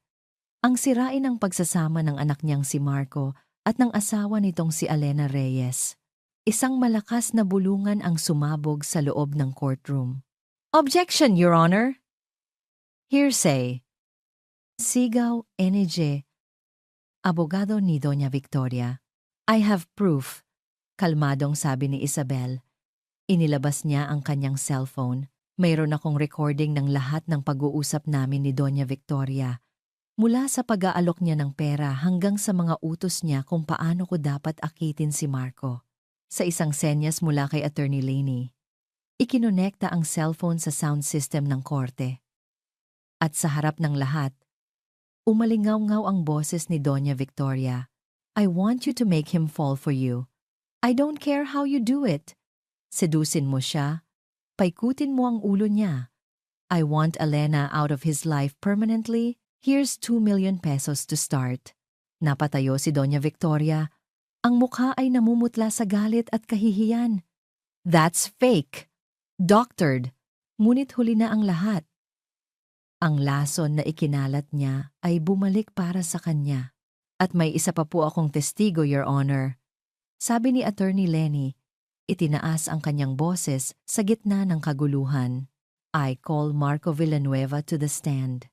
Sa pagtawag ng kanyang pangalan, naramdaman ni Marco na ang lahat ng mata ay nasa kanya. Dahan-dahan siyang tumayo mula sa kinauupuan niya sa likod ng korte. Kanina pa siya roon. Tahimik na nanonood.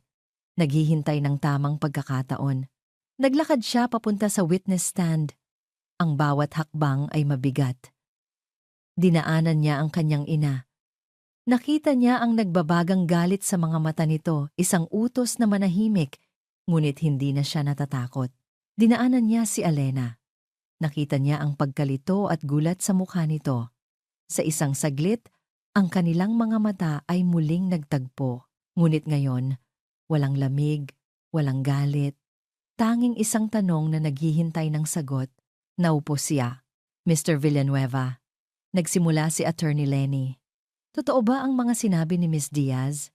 Huminga ng malalim si Marco. Ito na, ang sandali ng katotohanan. Tumingin siya sa hukom. Tumingin siya sa kanyang ina. At huli, tumingin siya kay Elena. Opo, sabi niya. Ang boses ay buo at hindi nanginginig. Ang lahat ng iyon ay totoo. Itinuon niya ang kanyang mga mata sa kanyang ina. Ang sarili kong ina ang nagplano ng lahat. Binayaran niya si Isabel para sirain ang pamilya ko. At ako. Napalunok siya. Tinatanggap ang sariling kasalanan. Ako ang tangang nagpadala. Ako ang duwag na sumunod. Ako ang may kasalanan kung bakit nasira ang lahat. Binaling niya ang kanyang tingin kay Elena. Ang kanyang puso ay hayag sa lahat. Your Honor, ang lahat ng paratang nila laban kay Elena Reyes ay kasinungalingan. 5 taon siyang iniwan ng isang duwag na tulad ko. 5 taon niyang pinalaki mag-isa ang 5 naming anak. Hindi siya pabaya. Siya ang pinakamatatag, pinakamabuti, at pinakamapagmahal na ina na nakilala ko. Kung mayroon mang isang lugar kung saan nararapat ang mga anak ko, iyon ay sa tabi niya, sa tabi ng kanilang ina. Ang kanyang boses ay nagsimulang mabasag. Patawarin mo ako, Elena. Sabi niya. Hindi na para sa korte, kundi para lang kay Elena. Sa lahat ng sakit, sa lahat ng pagkukulang ko, patawad. Natahimik ang buong korte. Ang tanging maririnig ay ang pigil na paghikbi mula sa kung saan. Si Doña Victoria ay napaupo, talunan at wasak. Ang kanyang kapangyarihan ay naglaho na parang bula. Si Elena ay nakatitig lang kay Marco. Ang kanyang mga mata ay nanlalabo dahil sa mga luhang hindi niya mapigilan. Pumukpok ng malakas ang hukom. Order! Order in the court! Ang ingay ay humupa. Ang lahat ay naghihintay. Tumingin ang hukom sa mga ebidensya. Sa mga mukha ng lahat ng sangkot, itinaas niya ang kanyang gavel. Handa nang ihampas ito para sa huling pagkakataon. Ang buong silid ay nag-abang, nanginginig sa paghihintay ng huling paghuhukom, dismissed. Ang isang salitang iyon mula sa hukom ay parang isang malakas na bugso ng hangin na nag-alis ng lahat ng bigat sa dibdib ni Elena. Tapos na. Nanalo siya. Ang kanyang mga anak ay mananatili sa kanya. Paglabas nila ng courtroom, sinalubong sila ng mga kamera at tanong mula sa media, ngunit hindi sila pinansin ni Elena. Sa tulong ni Attorney Lenny, mabilis silang nakalayo sa gulo. Ang tanging gusto niya ay umuwi sa kanyang 5 anak. Sa di kalayuan, nakita niya si Doña Victoria, napapaligiran ng kanyang mga abogado. Sinusubukang takpan ang kanyang mukha mula sa mga kamera. Ang dating reyna ay isa na ngayong puganteng walang korona. Walang naramdamang awa o pagtatagumpay si Elena. Tanging isang malalim na kalungkutan para sa isang pamilyang sinira ng sarili nitong lason. Nakita rin niya si Marco. Nakatayo mag-isa sa gilid, hindi lumalapit, na para bang alam niyang wala pa siyang karapatan. Nagtama ang kanilang mga mata sa pagkakataong ito. Isang maliit na tango lang ang ibinigay ni Elena. Isang pagkilala sa ginawa niya, ngunit hindi pa isang paanyaya. Ilang buwan ang lumipas. Ang iskandalo ay unti-unting namatay na palitan ng mga bagong balita. Ang buhay ni Elena ay unti-unti ring bumalik sa dati, ngunit may isang malaking pagbabago. Isang Sabado ng hapon, habang naglalaro ang mga bata sa sala, may kumatok sa pinto.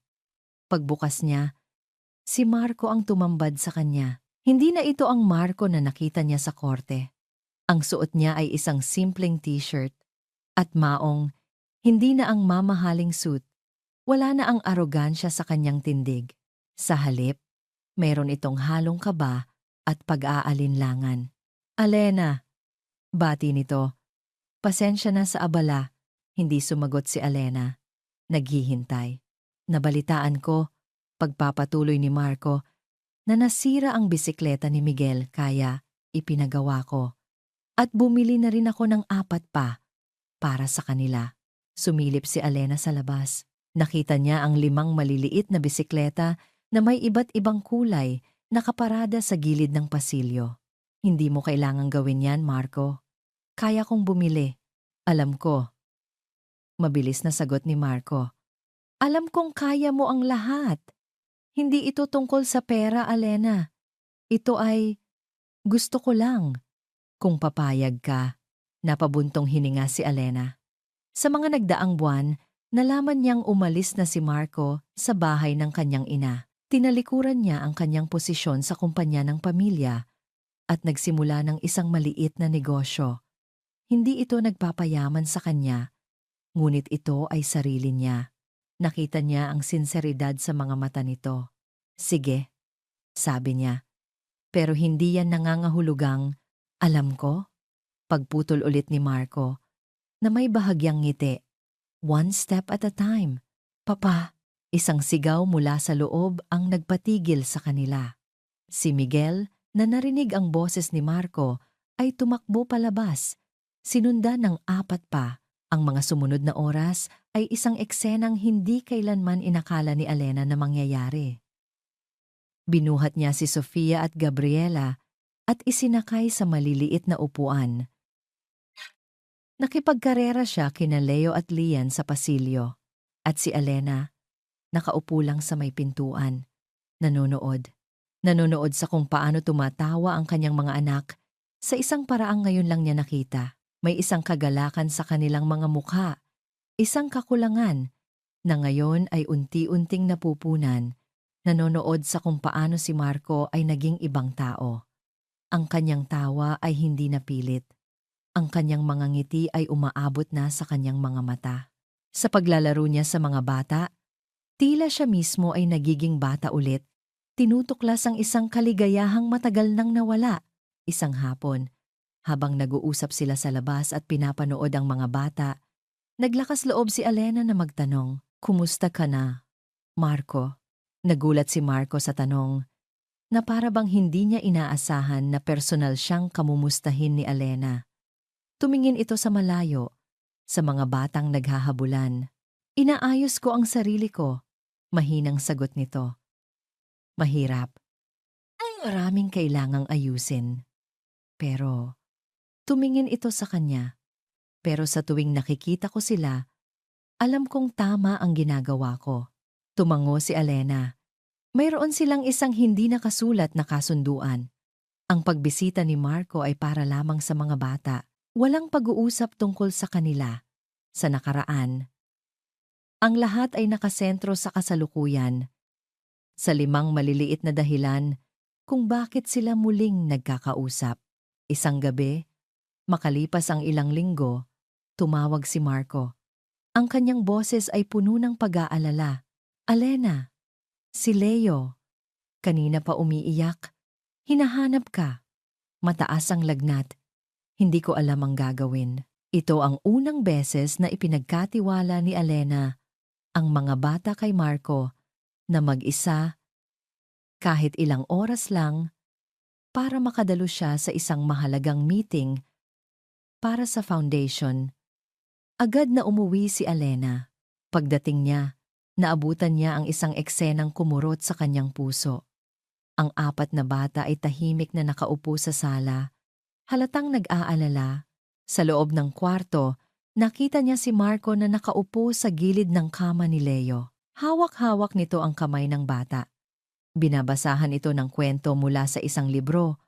Ang noo ay kulubot sa pag-aalala. "Anong sabi ng doktor?" tanong ni Alena. Nag-aalala rin siya. Sagot ni Marco. Hindi inaalis ang tingin kay Leo. Kailangan daw nating bantayan ang lagnat niya ngayong gabi. Magdamag. Hindi sila natulog. Salitan silang nagpupunas kay Leo ng maligamgam na tubig. Salitan sa pagtingin sa thermometer.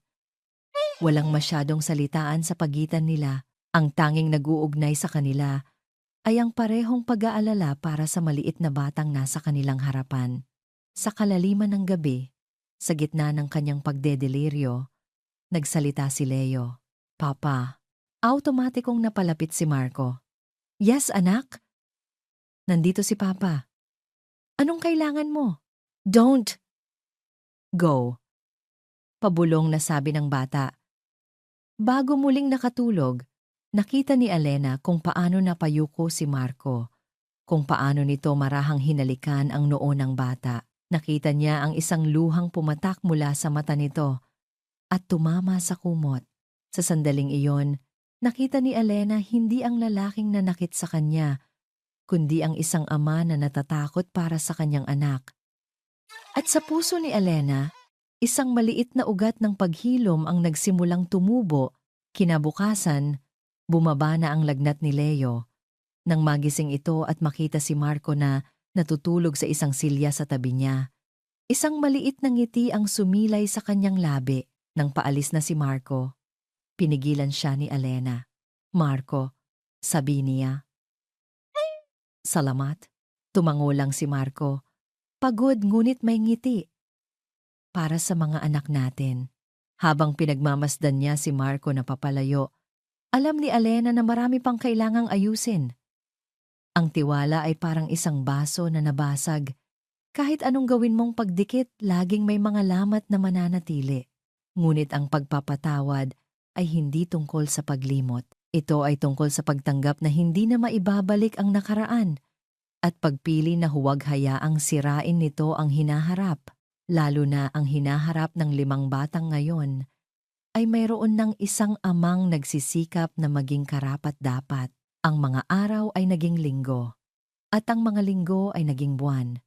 Ang presensya ni Marco sa buhay ng mga anak nila ay naging isang regular na bahagi ng kanilang routine. Tuwing Miyerkules ng hapon at buong araw ng Sabado, ito ang kanilang kasunduan. Walang labis, walang kulang. Natutunan ni Alena na pagmasdan si Marco mula sa malayo Nakita niya kung paano nito unti-unting kinikilala ang bawat isa sa kanyang mga anak. Nalaman niyang si Lian ang pinakamahilig mag-drawing, kaya lagi itong may dalang mga bagong krayola.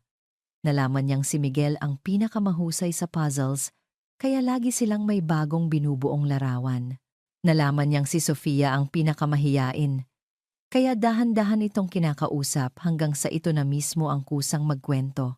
Nalaman niyang si Leo ang pinakamalakas kumain at si Gabriela ang may pinakamalambing na boses. Ang mga ito ay maliliit na bagay. Mga detalyeng tanging isang taong tunay na nagmamalasakit ang makakapansin. At sa bawat pagkakataong iyon, ang yelo sa puso ni Alena ay unti-unting natutunaw. Isang Sabado, habang naghahanda si Alena ng merienda, narinig niya ang masayang tawanan mula sa labas.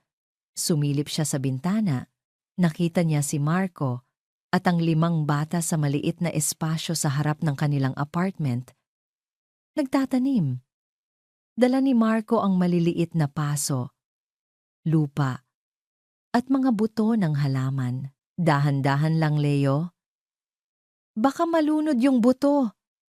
Narinig niyang sabi ni Marco. Papa, anong halaman yan? Tanong ni Gabriela. Sunflower? Sagot ni Marco. Para kapag lumaki sila, lagi silang nakaharap sa araw, parang kayo. Laging nagbibigay ng liwanag. Napatigil si Alena. Sunflower. Iyon ang paborito niyang bulaklak. Isang bagay na madalas niyang sabihin kay Marco noong nagsasama pa sila. Naalala pa pala niya, pumasok si Marco sa kusina para kumuha ng tubig. Ang mga kamay ay puno ng lupa. Ang mukha ay may bahid ng putik. Ngunit ang ngiti ay totoo. Nagugutom na raw ang mga hardinero mo, biro nito. Hindi sumagot si Alena. Sa halip, kumuha siya ng isang baso ng malamig na tubig at iniabot dito. Uminom ka muna. Nagulat si Marco sa simpleng gesture na iyon. Kinuha niya ang baso. Salamat, Alena. Habang umiinom ito, tinitigan siya ni Alena. Marco, kailangan nating mag-usap. Ang ngiti sa mukha ni Marco ay dahan-dahang nawala. Napalitan ng pag-aalala. May problema ba? May nagawa ba akong mali? Wala. Umiling si Alena. Pagtapos niyan, sa loob, ang pag-uusap na iyon ay ang una nilang tunay na pag-uusap na hindi tungkol sa schedule ng mga bata o sa kanilang mga pangangailangan. Naupo sila sa maliit na sofa, habang ang mga bata ay abala pa rin sa labas. Gusto kong magpasalamat sa iyo, Marco. Panimula ni Alena. Para saan?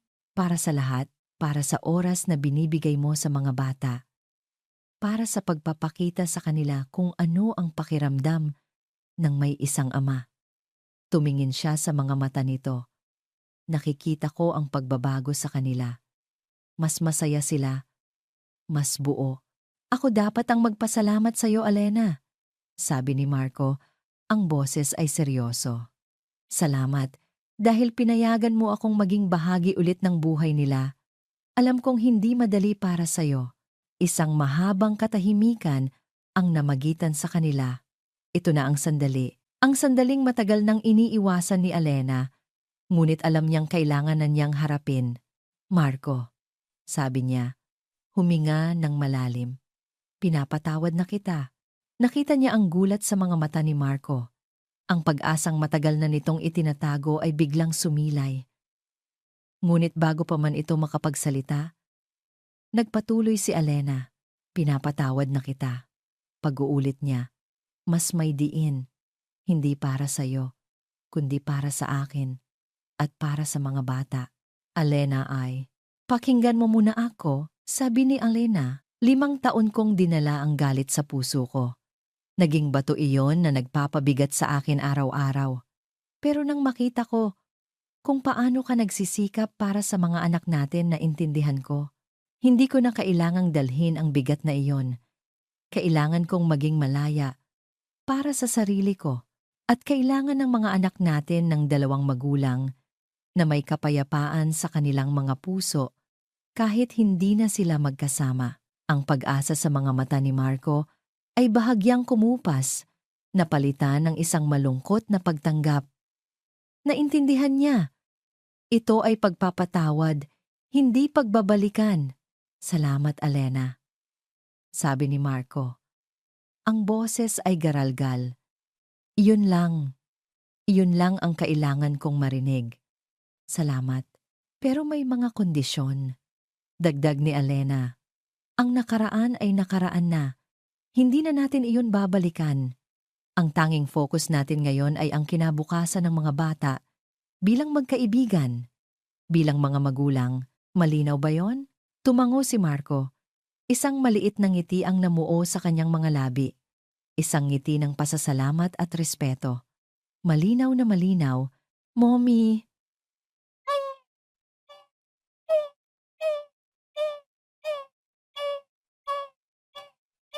Papa! Tingnan niyo. Ang sigaw ni Lian mula sa labas ang bumasag sa kanilang seryosong pag-uusap. Lumabas sila. Nakita nila ang 5 paso na maayos na nakahanay. Naitanim na po namin lahat. Masayang balita ni Miguel. Lumuhod si Alena at Marco sa harap ng mga bata. Ang gagaling naman ng mga anak ko, sabi ni Alena. Ginugulo ang buhok ng mga ito. Isang ideya ang biglang pumasok sa isip ni Alena. Isang ideyang hindi niya inakalang iisipin niya kailanman. Ang mga ugat ng katatagan ay magkakaroon ng isang family day picnic sa susunod na buwan para sa lahat ng mga nanay at kanilang mga anak. Sabi niya. Tumingin siya kay Marco. Inaanyayahan kitang sumama. Hindi bilang isang bisita, kundi bilang bahagi ng pamilya natin. Nakita niya ang lumbay sa mga mata ni Marco, isang lumbay ng kaligayahan. Sa unang pagkakataon, naramdaman nitong kabilang na ulit ito. Oh, Alena. Sagot nito. Pupunta ako. Sa sandaling iyon, sa harap ng 5 maliliit na paso na may pangako ng bagong buhay, naramdaman ni Alena ang isang kapayapaan na matagal na niyang hindi naramdaman. Ang mga ugat ng galit ay napalitan na ng mga ugat ng pagpapatawad. Ang paghilom ay nagsimula na. Ang araw ng Family Day picnic ay perpekto. Ang araw ay sikat ngunit hindi nakakapasong at isang malumanay na hangin ang umiihip sa malawak at luntiang parke. Daan-daang mga ina at kanilang mga anak, mga miyembro ng mga ugat ng katatagan, ang nagkalat sa mga picnic blanket. Ang hangin ay puno ng tawanan, musika, at amoy ng masasarap na pagkain. Nakatayo si Alena sa isang maliit na entablado, nagsasalita sa harap ng mikropono. Tingnan ninyo ang inyong paligid. Sabi niya, ang kanyang boses ay malinaw at puno ng pagmamalaki. Ang bawat isa sa atin dito ay may dalang kwento ng sakit, ng pagsubok, ng pag-iisa. Minsan, inakala nating katapusan na. Minsan, inakala nating wala ng pag-asa. Ang kanyang mga mata ay naglakbay sa mga tao at huminto ito sa isang pamilyar na grupo sa ilalim ng isang malaking puno ng akasya. Nandoon si Marco, nakaupo sa isang banig, pinapalibutan ng 5 nilang anak. Si Leo ay sinusubuan niya ng spaghetti. Si Gabriela ay nakaupo sa kanyang kandungan. Sina Lian at Sofia ay nagpapakita sa kanya ng kanilang mga drawing at si Miguel ay nakasandal sa kanyang balikat. Isang ngiti ang sumilay sa labi ni Alena. Ngunit tingnan ninyo tayo ngayon, pagpapatuloy niya. Hindi tayo nagpatalo. Mula sa mga abo ng ating nakaraan, tayo ay bumangon. Mula sa mga basag na piraso ng ating puso, bumuo tayo ng isang bagay na mas matibay, mas maganda. Ang ating mga ugat ay hindi namatay. Sa halip, ang mga ito ay mas lalong kumapit ng malalim sa lupa. At ngayon, tayo ay namumulaklak. Isang masigabong palakpakan ang sumalubong sa kanya. Pagbaba niya ng entablado, sinalubong siya ng 5 niyang anak na tumatakbo. Mommy, you were great! Sigaw ni Miguel. Ang galing mo, nanay! Sabi naman ng iba. Niyakap niya silang lahat. Nang iangat niya ang kanyang tingin, Nakita niya si Marco na nakatayo sa kanyang harapan. "You were amazing, Alena," sabi nito. Ang mga mata ay puno ng paghanga. "Salamat, Marco," sagot niya. Lumapit si Lian, may hawak na isang piraso ng papel. Isang card na sila mismo ang gumawa. Sa harap, may drawing ng isang nanay na may hawak na 5 maliliit na kamay at sa loob, sa sulat kamay ng mga bata, nakasulat, "Para sa pinakamagaling na nanay sa buong mundo." Naramdaman ni Alena ang pag-init ng kanyang mga mata. Niyakap niya ulit ang kanyang mga anak. "Thank you, mga anak. Mahal na mahal ko kayo." "Kami rin po, Mommy." Sabay-sabay nilang sagot. Naupo silang 7 sa banig, isang bilog ng pamilya. Hindi ito ang perpektong pamilya na minsan niyang pinangarap. Malayo ito roon. Mayroon pa ring mga lamat mula sa nakaraan, mga sugat na marahil ay hindi naganap na maghihilom. Ngunit habang tinitingnan niya ang kanyang mga anak na masaya, ang pamilya ay hindi tungkol sa pagiging perpekto. Hindi ito tungkol sa kawalan ng pagkakamali. Ito ay tungkol sa pagpili. Ang pagpili na bumangon araw-araw at mahalin ang mga taong nasa paligid mo. Ang pagpili na magpatawad.